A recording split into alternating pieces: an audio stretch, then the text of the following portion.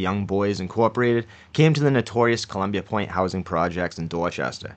An underling of Dwayne Wonderful Wayne Davis, one of the founders of YBI, came to Columbia Point with a small amount of product and set up a beachhead for the organization.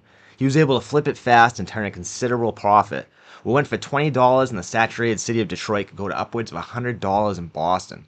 There was plenty of users in Boston, but a limited supply. Seeing the potential, the Detroit guys increased their presence in the point. Columbia Point was in a completely isolated part of Dorchester away from most of the other neighborhoods. It quickly became overrun with crime, and because of its isolation and one way in, one way out, police didn't like to enter unless they were deep in numbers. This was in the early 1980s, in a time when the streets of Boston, especially in the black sections of the city, were beginning to change. Different neighborhoods were beginning to form crews, street by street, project by project.